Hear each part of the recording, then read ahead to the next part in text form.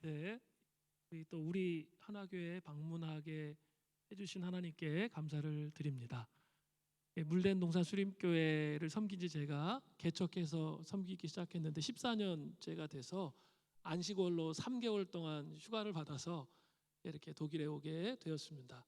와서 이렇게 우리 하나교회에 와서 같이 예배드리면서 제가 섬기는 물된 동산 수림교회와 비슷한 게 두 가지가 있었습니다.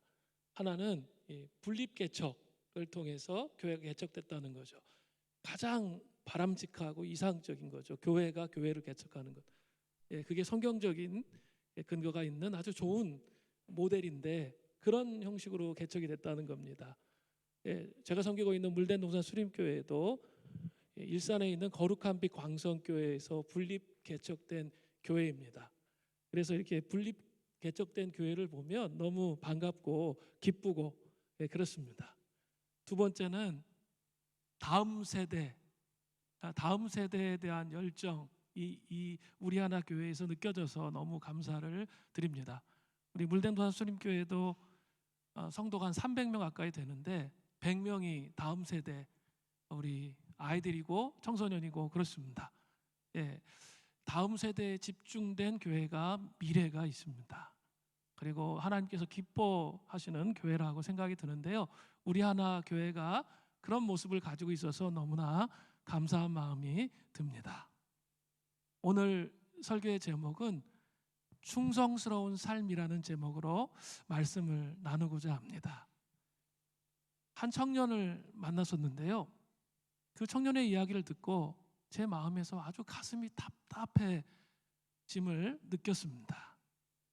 어머니는 이 청년의 초등학생 때부터 이유 없이 때리기 시작하셨습니다. 옷이 막 찢겨질 정도로 매를 맞은 거죠. 그리고 지금은 가정에 대한 짐을 짊어지지 않으시고 이 청년에게 다 떠넘겨 버리고 집에 돈이 없는데 쇼핑 중독으로 삶을 살아가고 계십니다. 아버지는 식구들과 떨어져서 공사 현장에서 막노동을 하시면서 가정을 책임지시면서 꾸려가려고 아주 발버둥 치시는 그런 분이셨습니다. 그러다가 어느 날 공사장에서 떨어지셨어요. 그래서 이렇게 다리를 절단하게 되는 그 고통을 겪으셨습니다. 거기에다가 오빠는 조폭이었습니다. 그러다가 이제 조폭이를 그만두고 마음을 딱 잡았는데 또다시 그 즈음에 또다시 조폭 일을 하게 되었습니다. 또 첫째 언니는 이런 가족들이 너무나 꼴보기 싫다고 그냥 결혼한 다음에 완전히 의절해버린 그런 상황이 되었습니다. 거기에다가 아버지, 어머니 자신은 신용불량자가 되어서 아무 일도 할 수 없는 그런 상태가 되었습니다. 그 청년은 저에게 말을 했습니다. 숨 쉴 수가 없을 정도로 며칠 밤낮을 울면서 지냈다는 거예요. 참 그 얘기를 듣는데 해줄 말이 없더라고요. 세상의 모든 고통과 아픔을 다 짊어진 것 같은 그 자매의 이야기 속에서 제가 해줄 수 있는 말이 아무것도 없었어요. 그리고 제가 해줄 수 있는 말은 딱 하나예요. 여전히 그래도 하나님은 너를 포기하지 않으시고 널 정말 사랑하신다. 제가 그 말만 반복을 했던 경험이 있습니다. 우리의 삶의 현장에서도 이것과 똑같지는 않지만 비슷한 어려움을 겪을 때가 많이 있습니다. 건강의 위협, 또 실직의 위협, 관계로 인해서 당하는 고통, 자녀를 또 양육하면서 겪는 어려움들, 여러 가지 어려움들 저는 다 알지 못합니다. 그러나 우리 성도님들의 삶에 고통과 어려움들이 있습니다.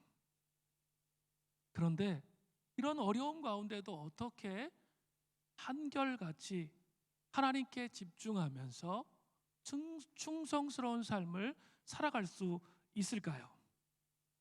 오늘 본문은 한결같은 충성스러움으로 살아가는 그런 방법에 대해서 말하고 있습니다. 먼저 본문에 들어가기 전에 이 시편의 배경을 살펴보겠습니다. 표제를 보니까 성전에 올라가는 노래라고 언급되어 있죠. 이스라엘 백성들의 신앙과는 하나님은 예루살렘에 있는 성전에 임재하신다고 그렇게 생각을 했습니다.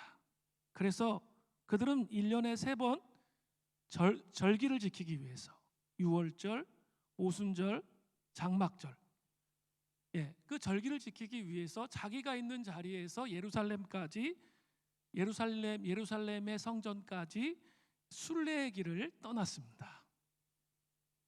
오늘 본문을 포함해서 시편 120편부터 134편까지는 성전에 올라가면서 불렀던 그런 노래입니다.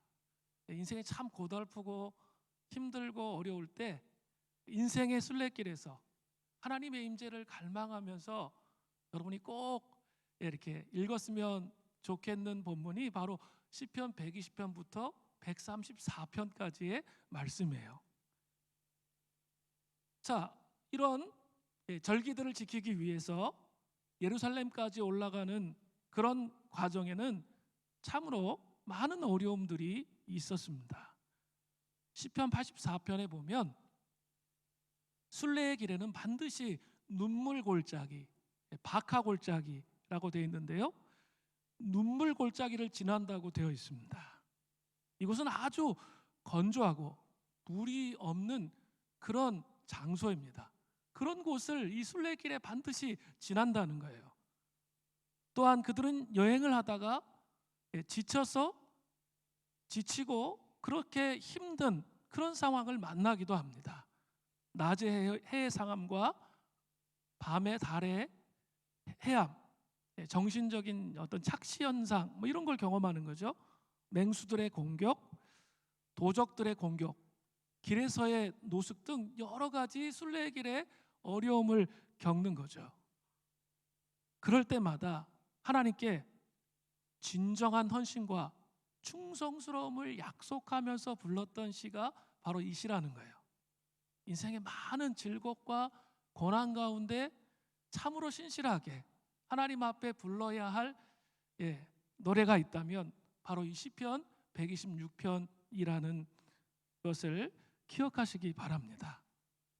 먼저 본문 1절부터 3절은 바벨론 포로에서 돌아온 이스라엘 백성들의 기쁨을 잘 묘사함으로 시작하고 있습니다. 1절에 읽어보면 여호와께서 시온의 포로를 돌려보내실 때 우리는 꿈꾸는 것 같았도다라고 되어 있습니다. 시온의 포로는 이스라엘 백성들을 의미하는 거죠. 돌려보내실 때는 바벨론 포로에서 다시 예루살렘으로 돌아오게 하신 것을 말합니다. 그들은 바벨론 포로에서 예루살렘으로 돌아올 때 꿈꾸는 것 같았다라고 말합니다. 쉽게 얘기하면 너무 깊어서 이게 기뻐가지고 꿈인지 생시인지 구분이 안 간다는 거죠. 그런 기쁨을 표현하는 거죠. 우리도 오랜 시간 하나님 앞에 간구하고 기도했는데 어느 날 갑자기 기도 응답이 딱 왔어요. 그러면 이게 꿈인지 생시인지 잘 모를 때가 있잖아요. 뭐 결혼의 문제, 뭐 취직의 문제, 관계의 문제, 풀려지지 않는 매듭과 같이 도무지 이것은 해결할 수 없다고 생각했는데 어느 날 갑자기 기도 응답이 돼서 그 문이 열린 거예요. 그럼 어떻죠? 정말 꿈꾸는 것 같잖아요. 이게 꿈인가 생신가 이런 생각이 들잖아요. 그렇다라고 말하는 거예요. 또 2절에는 그러니까 어떻겠어요? 입에는 웃음이 가득하고 우리 혀에는 찬양이 찼었도다 라고 시편 기자가 묘사하고 있죠. 또 3절에도 여호와께서 우리를 위하여 큰 일을 행하셨으니 우리는 기쁘도다. 계속 그 기쁨에 대해서 말하고 있습니다. 우리도 신앙생활을 하다 보면 이러한 기쁨과 감격에 빠질 때가 있습니다. 저는 30년 전에 고등학교 한 3학년 때 30년이 넘었는데요. 그때 겨울방학 때 예수님을 영접하게 되었습니다. 우리 집은 예수님을 믿지 않는 아주 예수 믿는 것을 박해했던 그런 집안이었어요.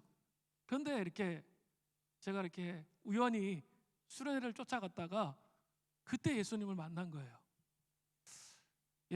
그 전까지의 삶은 막 우울하고 좌절스럽고 절망스럽고 인생에 희망이 없는 것처럼 보였는데 그 예수님을 영접하고 예수님을 경험하고 나니까 삶이 완전히 뒤바뀌는 거예요. 기쁨과 감격이 가득 차 있는 저 자신을 발견했어요. 그래가지고 저 고등학교 3학년 겨울방학이었으니까 이제 대학을 들어가잖아요. 대학에 들어가서 예수님을 정말 알고 싶어가지고 이렇게 7일 중에 5일 동안 성경 공부를 하러 쫓아다녔어요. 성경 공부하자는 데는 다 쫓아다녔어요.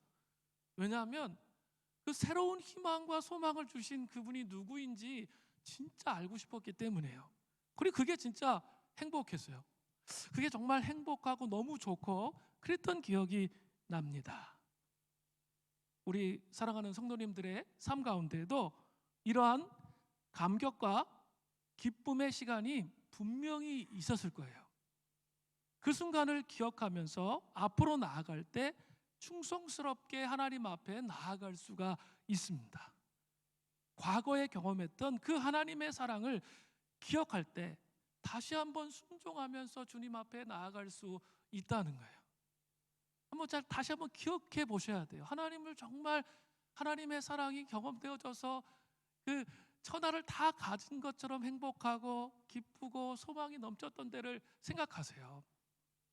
그것을 기억하면서 다시 한번 회복돼서 하나님의 사람으로 쓰임받는 충성된 자의 삶을 살아가는 하나님의 백성이 되어야 할 필요가 있다는 거예요.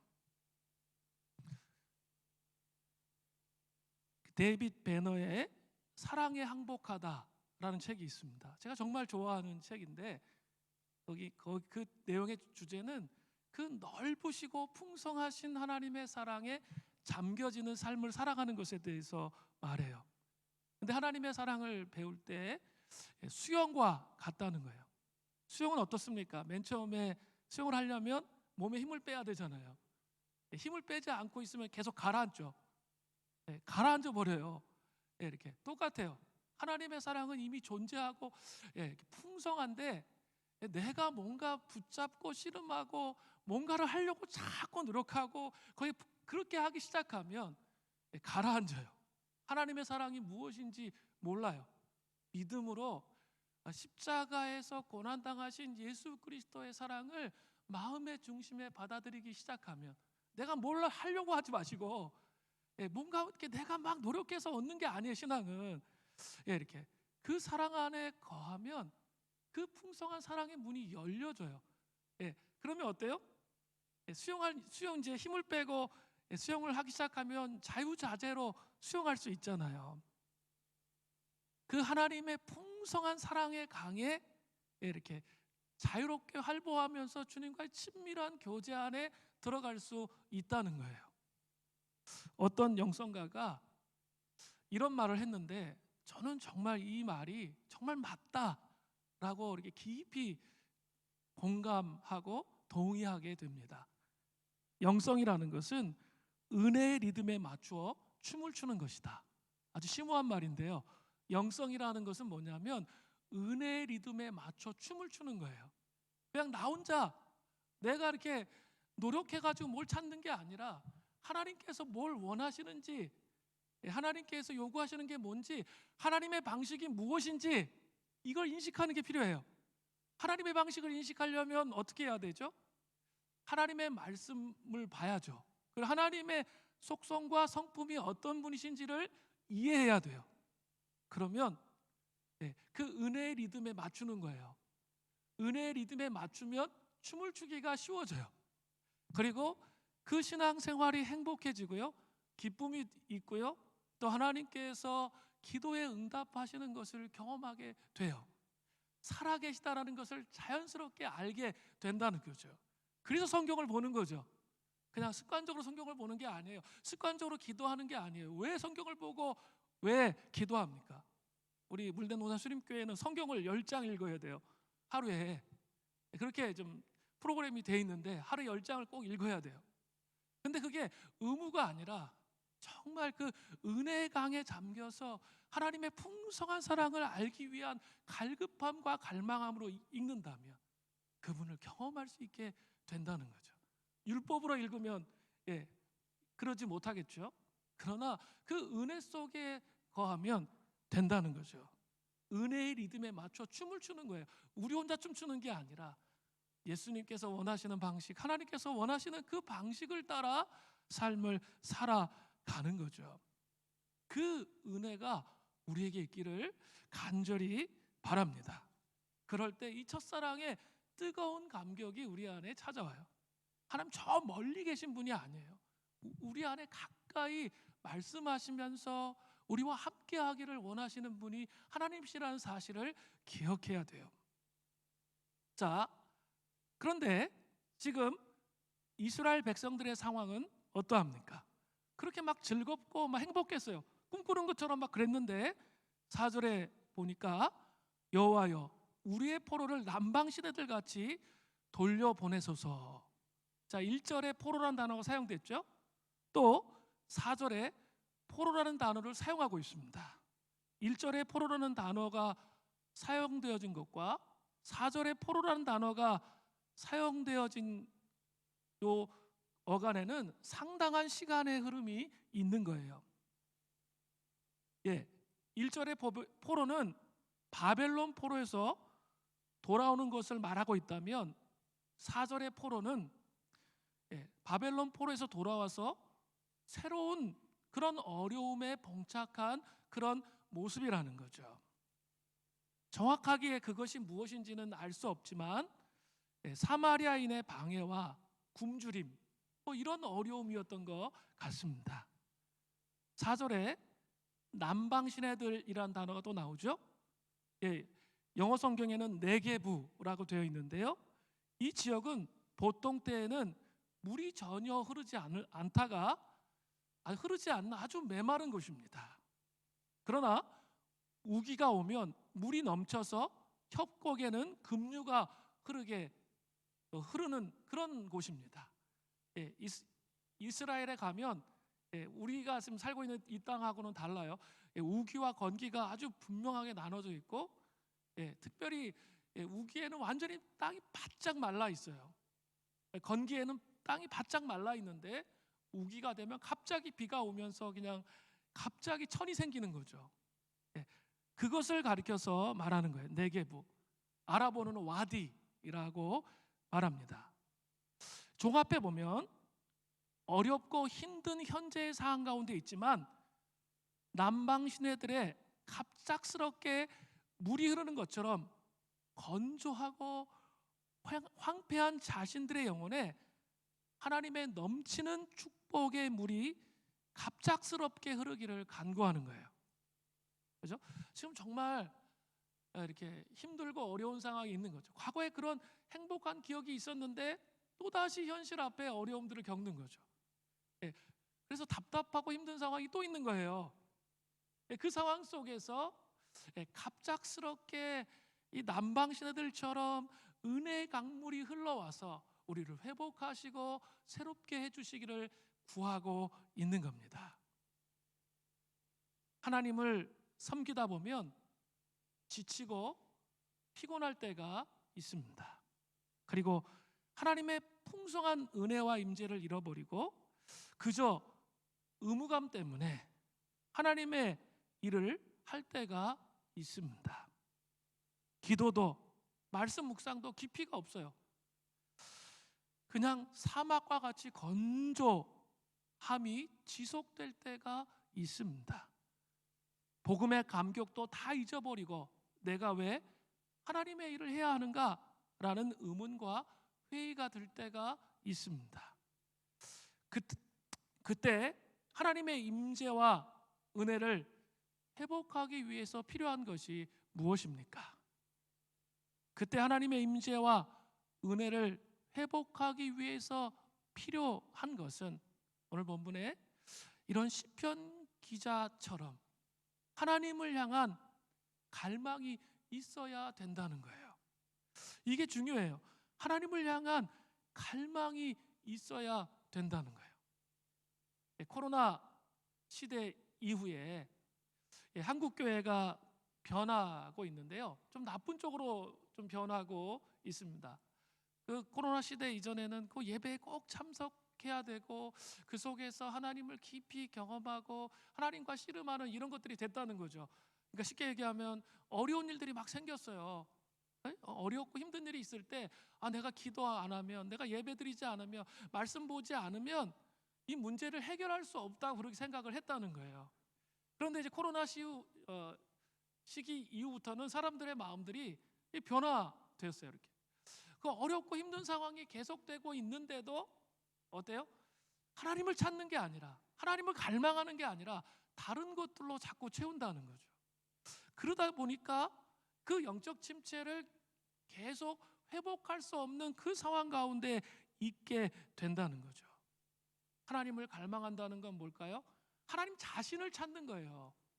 하나님 자신을 찾아야 돼요. 그냥 낙심하고 절망하고 그 자리에 머물러 있는 것이 아니라 하나님 자신을 찾기 시작할 때 그 문제들에 대한 해답과 또 그 문제에 대한 새롭게 되어짐들이 나타나기 시작한다는 거죠.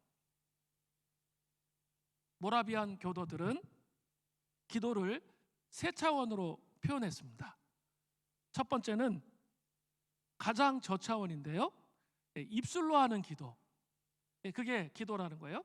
두 번째 차원의 기도는 굳은 결심에 의한 노력으로 우리의 생각을 하늘의 것에 고정시키는 기도를 하는 거예요. 의지적으로 하나님께 자꾸 집중하면서 기도하는 거, 이것도 귀하죠. 이것도 아주 귀합니다. 그렇게 기도하는 게 두 번째 차원이라는 거예요.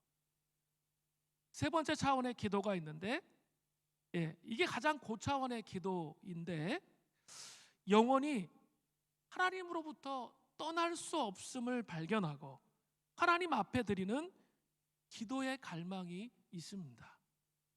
이것이 바로 하나님 자신을 찾는 기도예요. 이러한 기도는 탄식으로, 아버지, 정말 상황이 너무 어렵고 힘들어, 이것을 극복할 길이 없어, 그러니까 깊이 탄식하면서 아버지라고 고백할 수밖에 없어요. 이렇게 반복적으로 외치는 탄식이 가장 고차원의 기도인 거예요. 하나님을 갈망하고 하나님을 찾는 거죠. 이 상황 속에서 해결할 수 있는 길이 아무것도 없다는 거죠. 이 기도는 우리의 전 존재가 하나님을 바라는 그런 기도입니다. 무엇을 달라고 하는 기도가 아니라 하나님 그분 앞에 머물기를 소원하는 기도입니다. 이러한 기도를 드릴 때 우리의 영혼이 회복되어집니다. 시편 기자는 이스라엘 백성이 이렇게 회복되어지기를 기도하고 있습니다. 정말 스스로 해결할 수 없는 고통과 어려움 가운데 있으십니까? 그렇다면 하나님께서만이 그 문제를 해결해 주실 수가 있어요. 그러니까 낙심하고 절망하고 그 자리에 머물러 있지 말고 하나님을 갈망하며 찾으며 기도하며 나아가시라는 거죠. 그럴 때 풍성한 회복을 맛보게 되는 것입니다. 그런 은총이 있기를 바랍니다. 이제 시편 기자는 하나님을 갈망하는 것으로 기도를 딱 끝내지 않아요. 한 걸음 더 나아갑니다. 그것이 5절과 6절의 내용입니다. 이렇게 되어 있습니다. 눈물을 흘리며 씨를 뿌리는 자는 기쁨으로 거두리로다. 울며 씨를 뿌리러 나아가는 자는 반드시 기쁨으로 그 곡식단을 가지고 돌아오리로다. 눈물을 흘리며 씨를 뿌리는 자와 울며 씨를 뿌리러 나아가는 자는 같은 의미예요. 히브리시의 동의적 평행법이라고 하는데 같은 의미를, 비슷한 의미를 반복적으로 쓰면서 그 의미를 강조하는 거예요. 예, 시편 기자는 고통스러운 현실 앞에서 다시 일어서서 기쁜 헌신으로 나아가는 거예요. 갈망으로 끝나는 게 아니라 다시 마음에 깊은 헌신을 다짐한다는 거죠. 시편 기자의 충성스러움을 볼 수 있습니다. 충성이라는 단어는 여러 가지 개념으로 설명할 수 있지만 제가 가장 좋아하는 개념은 유진 피터슨이 말한 한 방향으로 향하는 한결같은 순종이 충성이다. 저는 이 말을 정말 좋아합니다. 예, 충성이라는 것은 한 방향으로 향하는 한결같은 순종이라는 거예요. 그게 충성이에요. 어떤 어려움과 고난이 온다 할지라도 하나님을 신뢰하면서 나갈 때 우리 가운데 이 성령의 9가지 열매 중에 하나인 이 충성의 열매가 맺혀진다는 거죠. 시편 101편 6절은 내 눈이 이 땅에 충성된 자를 살펴 나와 함께 살게 하리니 완전한 길에 행하는 자가 나를 따르리로다. 자, 우리 하나님께서 말씀하세요. 하나님이 이 땅에 충성된 자를 살피신다는 거예요. 고통스럽고 힘들고 어려운 고난의 현실들이 계속 있지만 고난받음이 내게 유익이라 내가 주의 율례를 배웠다라고 고백했던 시편 기자처럼 하나님을 찾으며 하나님을 갈망하며 서게 될 때 하나님을 깊이 경험하게 된다는 거죠. 그리고 결국은 하나님께서 이 충성된 자들을 살피셔서 반드시 우리의 인생이 이런 상태로 끝나지 않는다는 거예요. 하나님께서 계획하신 그 풍요로움과 풍성함을 우리에게 부어주신다는 사실을 여러분 기억하시기를 바랍니다. 이러한 한 방향의 한결같은 충성을 다할 때 어떤 결과가 다가옵니까? 시편 120편 126편 5절부터 6절의 후반절을 보면 기쁨으로 거두리로다. 반드시 기쁨으로 그 곡식단을 가지고 돌아오리로다 라고 되어 있습니다. 고난 가운데 계속되는 충성으로 형통케 하시는 그 하나님을 만나보시기를 바랍니다. 세상에서 가장 안타까운 사람이 뭐냐면 이렇게 40일 동안 자기가 이제 작전 기도를 했어요. 그런데 한 30일에서 이 40일 그 사이가 할딱고개거든요. 이제 그때가 되게 힘들어요.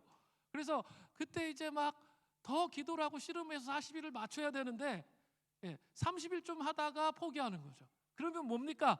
시작하지 않는 게 나아요. 괜히 고생은 있는 대로 다 하고 힘든 그런 일만 겪는다는 거죠. 충성은 끝까지 일관되게 하나님께서 일하실 것을 바라보는 거예요. 하나님께서 반드시 그렇게 할 때 충성된 사람 가운데 하나님의 은총을 베푸시고 형통케 하신다는 이 사실을 기억하시는 은혜가 있기를 간절히 바랍니다.